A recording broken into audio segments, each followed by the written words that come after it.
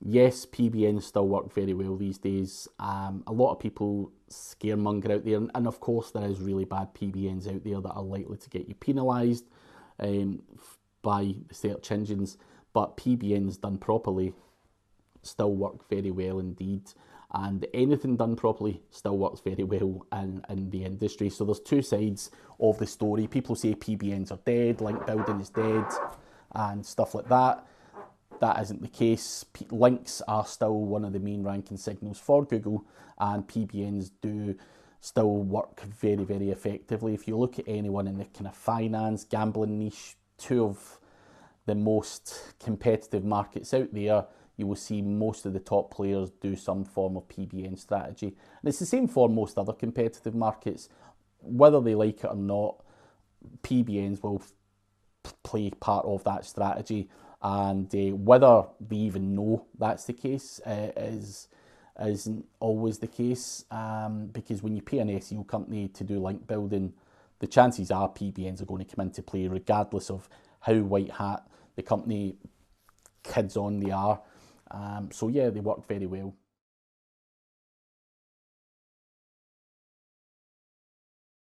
So to start a PBN, you need a bunch of domain names, all hosted, all registered under different account names and with different domain registrars.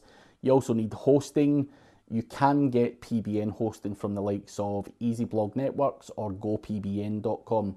Now, what these guys do is provide you with different IP addresses, different server locations with different hosting companies, all from a cool dashboard. So you can use that, or I work the old school way and I have PBN set up in all different hosting companies registered under fake names, which give me unique IP addresses. And it's a whole lot of hassle, but it means that I'm not leaving a massive footprint. What you don't want to do is have them all on one shared server from one IP address. So you need hosting, you need domain names. You can buy your domain names from GoDaddy auctions, expired domain names. There's guys out there selling domain names. There's loads of places you can get that. So you need the domains, hosting. You also need to get websites done for you, or build them yourself, content on those websites and stuff like that. That's the core basics that you need to set up a PBN. They are just websites at the end of the day. So content, hosting, links, domain names is all you need to set up a PBN.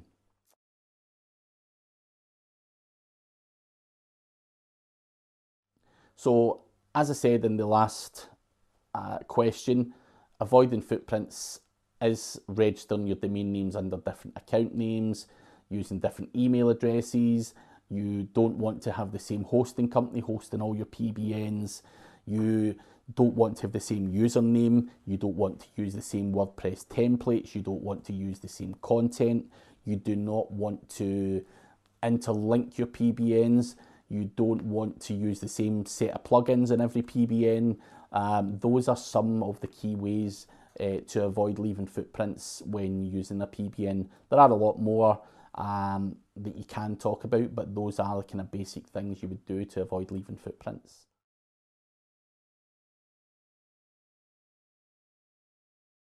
Getting content for PBNs is difficult. Getting content for any website can prove to be difficult because someone has to write it. It has to be unique, and it has to be well written, and that is the hard part. You know, a lot of people think PBNs you can just shove up any old crap on there. What you don't really want to do is have a bad PBN that doesn't rank well and it's full of spun content or copied content. That doesn't really add value to your PBN. You want to treat your PBN like a real website. So you can outsource your content to wherever you want. You know, I don't know if there's a local guy that does your content, and you've got to make it. At the end of the day, it doesn't matter who you use, what you use, as long as it's unique and adds value to the website that you have there. I do have content writers that do the content for me, and it is something I outsource. It's not someone in the office. And you know, you can outsource to people in the Philippines, or you can get someone in Fiverr, or you can hire a local person to do the content for you. Either way is good.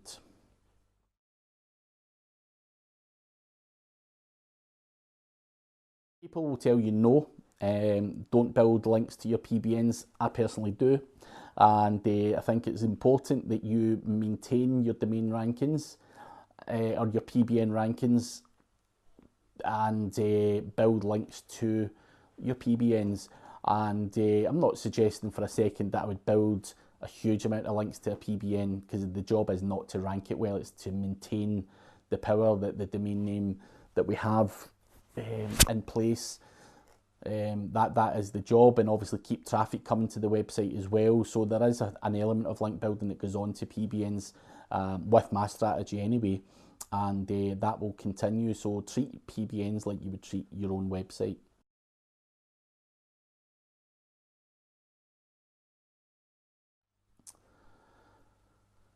The next question is, where do you get good expired domain names? So this is a question that crops up regularly. Where do you get good expired domain names?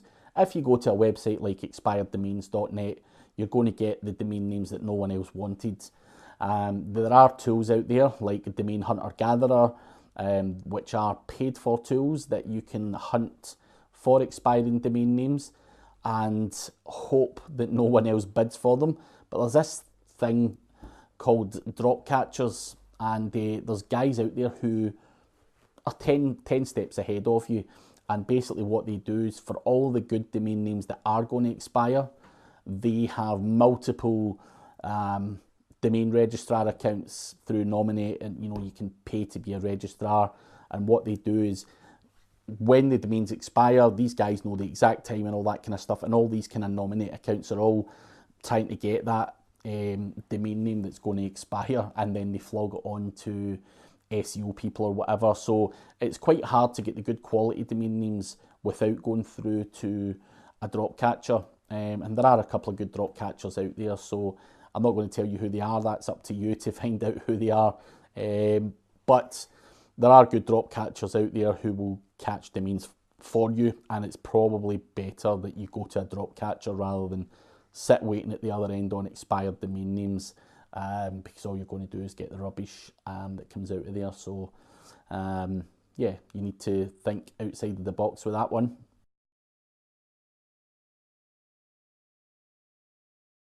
So how do I monitor PBNs? Now, having tons of PBNs is hard work, and you have to use some form of tools to monitor your PBNs.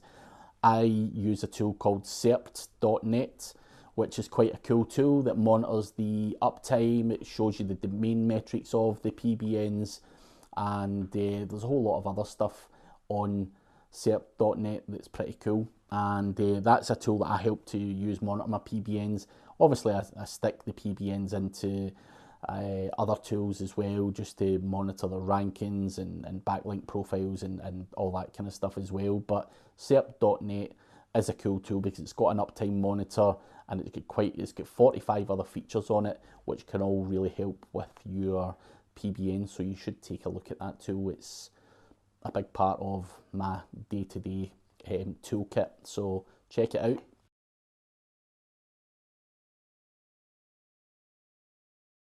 The answer is no, I don't sell links on my PBNs, purely because it's private blog network, so they're not for public sale. People do sell links on their PBNs, which is totally fine.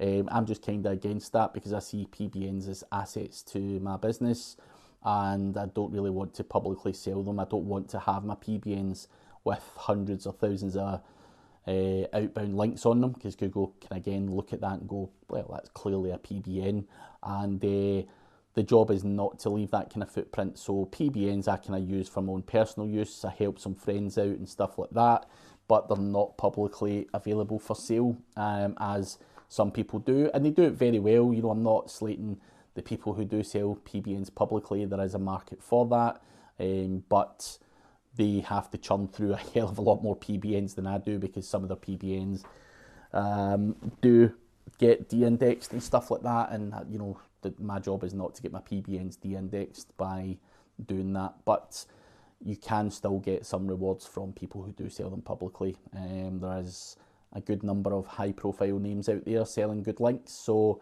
you can use that if you want to make use of other people's PBNs.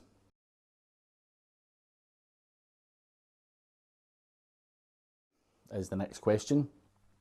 So who builds my PBNs?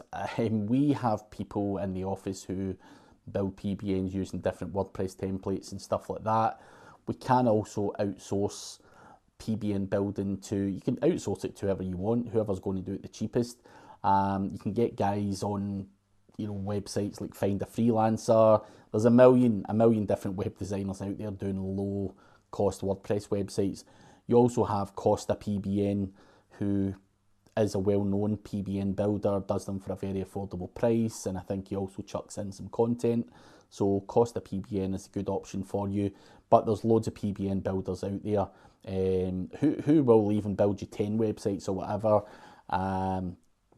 But we tend to do a lot of it ourselves, purely just to mix things up and make sure that it is done properly. But if you can't be bothered doing that, because it is a lot of hard work, tedious work and stuff like that, then you can outsource that part of the work as well. There's a million different good quality web designers out there that will turn out a WordPress website for peanuts. So you can use any one of those guys to build your PBNs.